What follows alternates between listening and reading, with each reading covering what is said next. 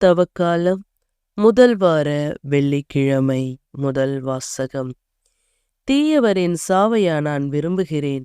அவர்கள் தம் வழிகளில் நின்று திரும்பி வாழ வேண்டும் என்பதன்றோ என் விருப்பம். இறைவாக்கினர் எசேக்கியேல் நூலிலிருந்து வாசகம். அதிகாரம் 18, இறை வார்த்தைகள் 21 28 முடிய. ஆண்டவர் கூறுவது: தீயோரே, தாம் செய்த பாவங்கள் அனைத்தையும் விட்டு மனமாறி என் நியமங்கள் அனைத்தையும் கைக்கொண்டு நீதியையும் நேர்மையையும் கடைப்பிடித்தால் அவர்கள் வாழ்வது உறுதி, அவர்கள் சாகார். அவர்கள் இழைத்த தவறுகள் அனைத்தும் அவர்களுக்கு எதிராக நினைக்கப்பட மாட்டா. அவர்கள் கடைப்பிடித்த நேர்மையின் பொருட்டு அவர்கள் வாழ்வார். உண்மையில் பொல்லாரின் சாவையா நான் விரும்புகிறேன். அவர்கள் தம் வழிகளினின்று திரும்பி வாழ வேண்டும் என்பதன்றோ என் விருப்பம், என்கிறார் தலைவராகிய ஆண்டவர். நேரியவர் தம் நேரிய நடத்தை நின்று விலகி தவறிழைத்து பொல்லாரைப் போல் வெறுக்கத்தக்கவற்றையெல்லாம் செய்தால் அவர்கள் வாழ்வாரோ? அவர்கள் கடைப்பிடித்த நேர்மையானது எதுவும் நினைக்கப்பட மாட்டாது. அவர்கள் இழைத்த துரோகத்தின் பொருட்டும் செய்த பாவத்தின் பொருட்டும் அவர்கள் சாவார். ஆயினும் தலைவரின் வழி செம்மையானதாக இல்லை என்று நீங்கள் சொல்லுகிறீர்கள். இஸ்ரேல் வீட்டாரே, கேளுங்கள். என் வழியா நேர்மையற்றது?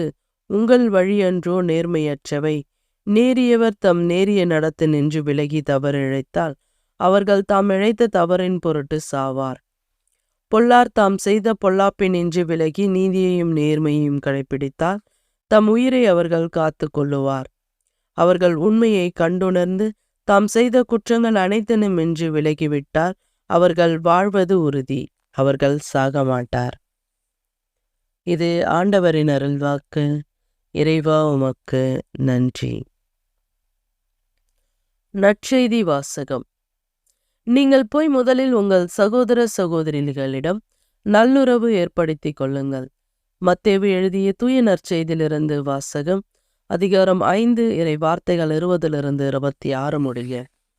அக்காலத்தில் இயேசு தம் சீடரை நோக்கி கூறியது: மறைநூல் அறிஞர் பரிசேயர் ஆகியோரின் நெறியை விட உங்கள் நெறி சிறந்ததாக இருக்கட்டும், இல்லையெனில் நீங்கள் விண்ணரசுக்குள் புக முடியாது என உங்களுக்கு சொல்லுகிறேன்.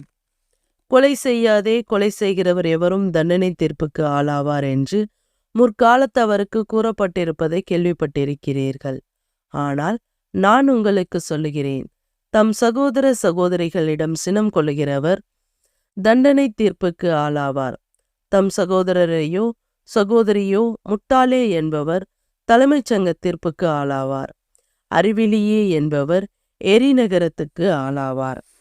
ஆகையால் நீங்கள் உங்கள் காணிக்கையை பலிபீடத்தில் செலுத்த வரும்பொழுது உங்கள் சகோதர சகோதரிகள் எவருக்கும் உங்கள் மேல் ஏதோ மனத்தாங்கள் உண்டென அங்கே நினைவுற்றால் அங்கேயே பலிபீடத்தின் முன் உங்கள் காணிக்கையை வைத்துவிட்டு போய் முதலில் அவரிடம் நல்லுறவு ஏற்படுத்திக் கொள்ளுங்கள். பின்பு வந்து உங்கள் காணிக்கையை செலுத்துங்கள். உங்கள் எதிரி உங்களை நீதிமன்றத்திற்கு கூட்டிச் செல்லும் பொழுது வழியிலேயே அவருடன் விரைவாக உடன்பாடு செய்து கொள்ளுங்கள். இல்லையேல் உங்கள் எதிரி நடுவரிடம் உங்களை ஒப்படைப்பார். நடுவர் காவலரிடம் ஒப்படைக்க நீங்கள் சிறையில் அடைக்கப்படுவீர்கள். கடைசி காசு வரை திருப்பி செலுத்தாமல் அங்கிருந்து வெளியேற மாட்டீர்கள் என உறுதியாக உங்களுக்கு சொல்லுகிறேன். இது வாழ்வு தரும் கிறிஸ்துவின் நற்செய்தி. கிறிஸ்துவே உமக்கு புகழ்.